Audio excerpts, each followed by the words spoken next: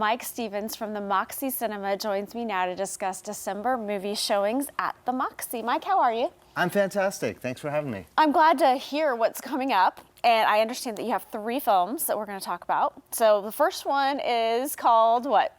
Spoiler alert. Spoiler alert. Yeah, so this is a new film by the director of The Big Sick, if you're familiar with that movie. Okay. And it follows 2 people who are falling in love, Jim Parsons being one of them from Big Bang Theory. And then tragedy strikes. They get this cancer diagnosis. So it's this heartfelt kind of, it's a sad tale at times, but it's funny. But at the end, you kind of heartfelt tale of love and kind of coming to a deeper understanding of who we are and what love can mean. I really love whenever there's any kind of drama, anything that might be sad, when they throw in a little bit of comedy, because I personally need that relief.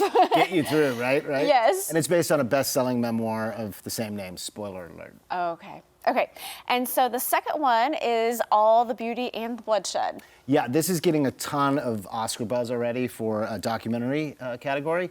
It got the Golden Lion Award at the Venice Film Festival this year, and it follows Nan Goldin, who's an artist who's been working since the late 60s in New York, and she is an addict. She became addicted to opioids, and her art is activism. It's almost the same thing interchangeably, and so she spent a good portion of her latest work kind of looking at opioid addiction in America and exploring the art world's interaction with it.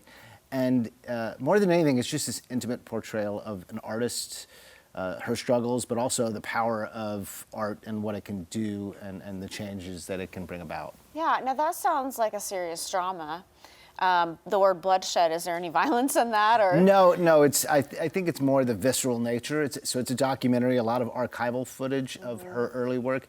More than anything, it's a kind of, as I said, an intimate portrait of this woman and her work and how she comes about it. You guys get a lot of documentaries, don't you? We do, yeah. Our third movie is actually another documentary. Okay, what's that one called? It's called Second Chance, and it's one of these like crazy stories that, if you're familiar with Tiger King, it kind of reminded me a little bit of Tiger King when I saw it at Sundance. That you're like, I can't quite believe this is real. So it's a portrait, it's a documentary again about the guy who created the concealable bulletproof vest. Wow. And he is this brash, like, entrepreneur who part of his marketing gimmick was he kept shooting himself on his bulletproof vest to prove that they were. So through his career, he shot himself 196 times on camera. He must have had some faith in his work, huh? Yeah, that's the way I took it. I mean, he believes in his product, I guess. But after all the success, he becomes this multimillionaire, kind of idolized by law enforcement. Who this was a huge, development for them to have this concealable bulletproof vest. But his company goes awry, and it's part Greek tragedy, part Shakespearean comedy. Like, this guy's just bigger than life, and the tales, like, it's a true life tale, but it's the kind of thing you're like, I can't quite believe it's true because it's just too crazy. That's amazing. That really sounds interesting. So they're all starting this weekend? Is it just for the weekend, or will they continue? Spoiler alert, starts this weekend. Nan Goldin documentary, All the Beauty and the Bloodshed, is the following weekend, and then right around Christmas we'll get Second Chance. Okay, what makes Moxie so different? So we show these kind of movies. Yeah. These are movies that otherwise are not going to be available in town largely.